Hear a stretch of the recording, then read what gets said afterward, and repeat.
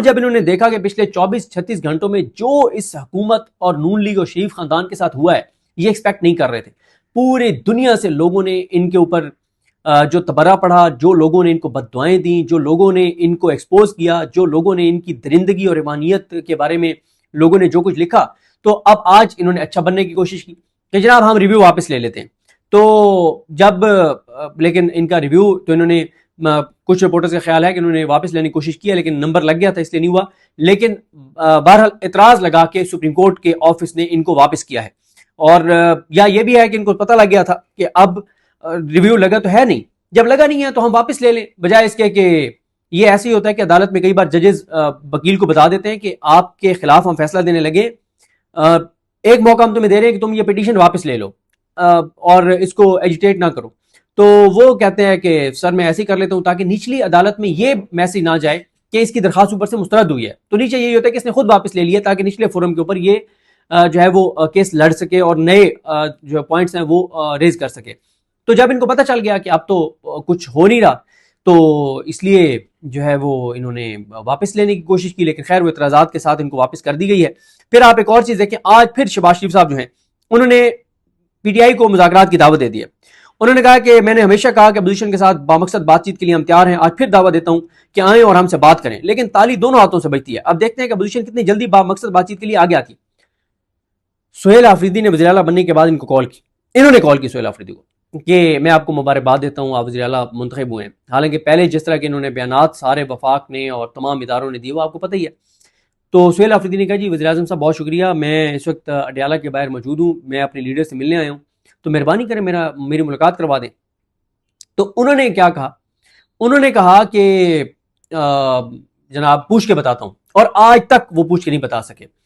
نون league کے ایک minister صاحب جو ہیں وہ ان کو کسی نے کال کی اور ان کو کسی نے کال کر کے کہا کہ یار یہ میرے عزیز ہیں، ان کا فلاں کام ہے تو یہ کر دیں. اب وہ کچھ لوگ وہاں بیٹھے ہوئے تھے، ان کے سامنے جو بندہ فون کرنے والا تھا وہ بتانا چاہتا تھا کہ میں کتنا مطلب میرا تعلق ہے وزیر صاحب کے ساتھ. تو انہوں نے لاؤڈ سپیکر آن رکھا ہوا تھا اور کہا سر جی یہ میرے عزیز نے تے تسی ذرا مہربانی کرو تے آ رہے ہیں تواڈے کول تے ذرا کام کر دے انہاں دا.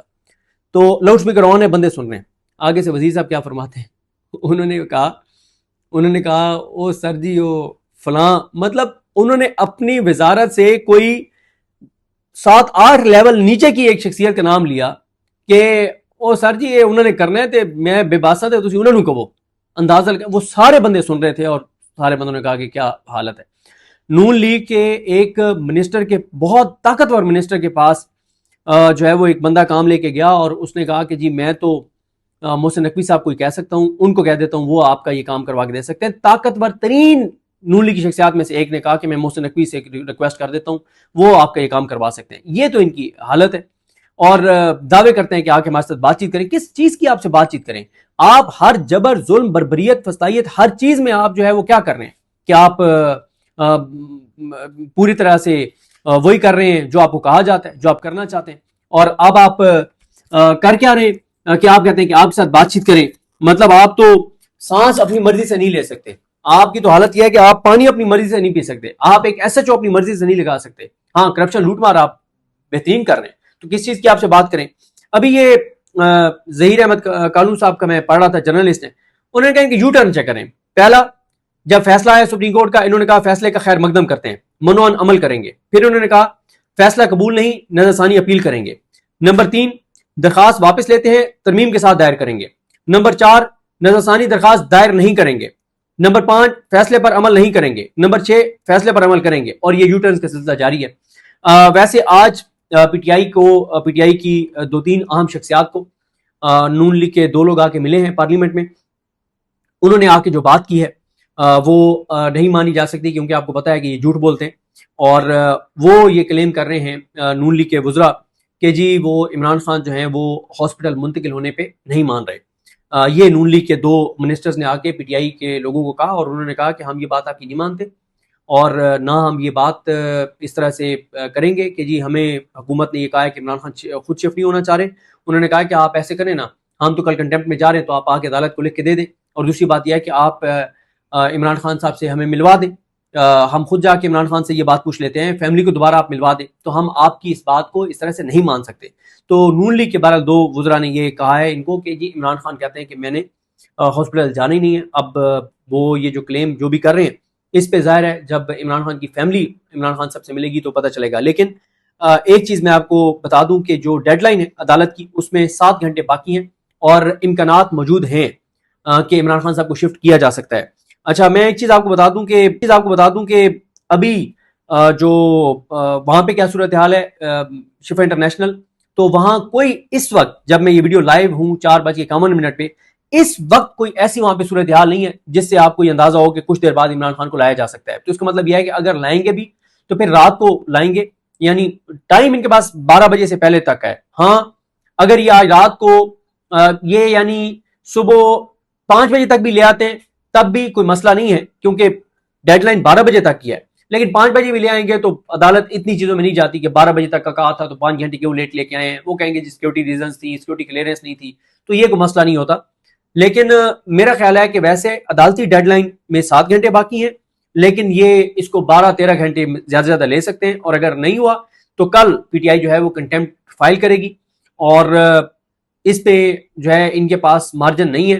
اگر مگر کا پھر یہ کچھ یہ بھی کہہ رہے تھے کہ ہم پمز لے جاتے ہیں. عدالت کا کیٹیگوریکل آرڈر جو ہے وہ شفا انٹرنیشنل کا ہے, اور عمران خان صاحب کی بہنوں نے بھی اس آرڈر کو اس لیے مانا ہے کہ جو ان کا جائز مطالبہ تھا کہ عمران خان صاحب کو شفا انٹرنیشنل لایا جائے, میڈیکل بورڈ میں ایک بہن شامل ہوں جو ڈاکٹر بھی ہیں, ڈاکٹر عظمیٰ صاحبہ, اور ساتھ ایک ذاتی معالج ڈاکٹر فیصل سلطان بھی موجود ہوں. باقی آج ایک اہم قانون سازی جو ہے وہ ہو گئی ہے. پہلے اس قانون سازی کے بارے میں آپ کو بتا دوں کہ قانون سازی کیا ہے. یہ قانون سازی ہے جناب, یہ فوج کے حوالے سے ہے. جو اس کا نام کیا ہے, اس کا بل کا نام تھا کہ نیشنل کمانڈ اتھارٹی ترمیمی بل 2026, اور اس میں جو چیزیں موٹی موٹی وہ یہ ہیں کہ یہ ایکٹ جو ہے وہ 13 نومبر 2025 سے نافذ العمل ہوگا. ایکٹ کے تحت دفاعی افواج کا ایک ہیڈ کوارٹر قائم کیا جائے گا, کیونکہ آپ کو پتہ ہے نا کہ اب جو موجودہ آرمی چیف ہیں وہ سی ڈی ایف ہیں, تمام فورسز کے چیف ہیں. تو ایک جو ہے وہ دفاعی افواج کا ہیڈ کوارٹر جو ہے وہ مسلح افواج کا ہیڈ کوارٹر ہوگا. دفاعی افواج کا headquarter chief of defence forces کی کمان اور اختیارات کے تحت ذمہ داریاں سر انجام دے گا. ڈیفنس ہیڈ کوارٹر قومی سلامتی, دفاع اور مسلح افواج سے متعلق تمام امور میں وزیر اعظم کا اعلیٰ فوجی مشیر ہوگا.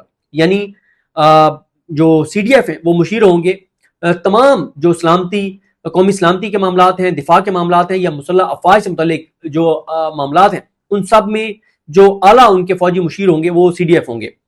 سی D F chief of defence forces مسلح افواج کے عملی کمانڈ اور کنٹرول کا اختیار ان کو حاصل ہوگا.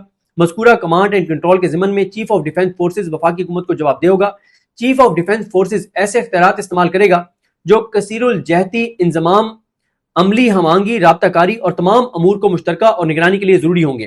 یعنی وہ جو 27ویں آئینی ترمیم کے اندر جو ایک سی ڈی ایف کی پوسٹ جو ہے وہ کریٹ کی گئی, تو اب اس کے نیچے اس کی تفصیلات ساری انہوں نے قانون کے اندر, کیونکہ آئین میں جب ترمیم ہوتی ہے تو پھر نیچے قانون, قانون کے نیچے رولز, تو قانون میں انہوں نے سارا بتا دیا ہے کہ سی ڈی ایف جو ہیں وہ کتنے طاقتور ہوں گے.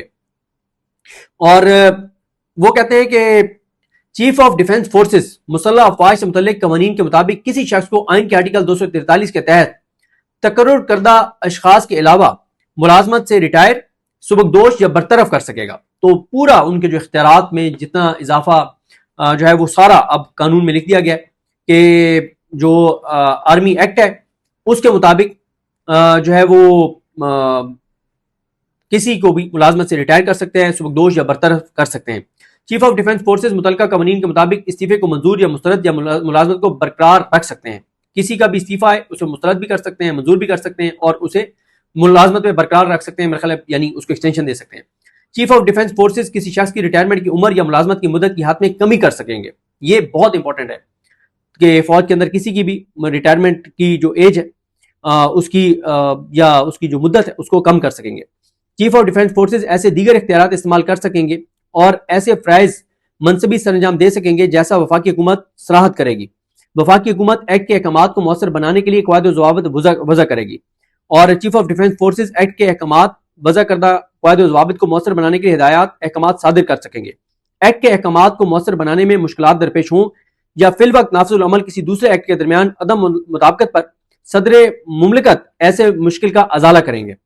تو بہرحال جی اس میں جہاں جہاں جو ہے وہ جہاں جہاں chairman joint chief of staff committee لکھا ہوا تھا وہاں پہ چیف آف آرمی سٹاف اور چیف آف ڈیفنس فورسز لکھ دیا جائے گا، اور یہ 27 نومبر 2025 سے جو ہے وہ نافذ العمل ہوگا۔ یہ ایک بڑی بہرحال ڈیولپمنٹ ہے کہ جو ان کے اختیارات ہیں۔